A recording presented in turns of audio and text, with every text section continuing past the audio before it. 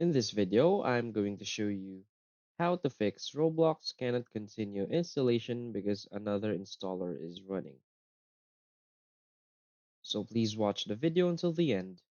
Follow this tutorial step by step to avoid making mistakes. So let's get started.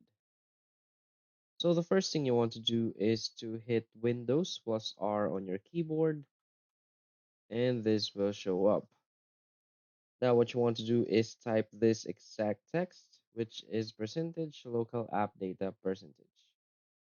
Now click on OK, and from here you will see your app data folders.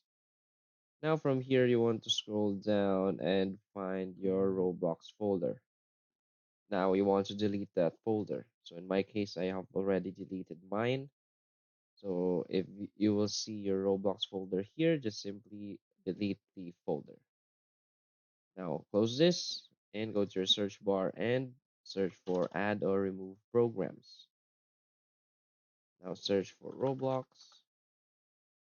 Now you want to uninstall every instances of Roblox right here.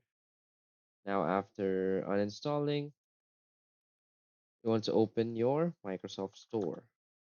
Now you want to reinstall your Roblox from the Microsoft Store as it has less bugs and glitches.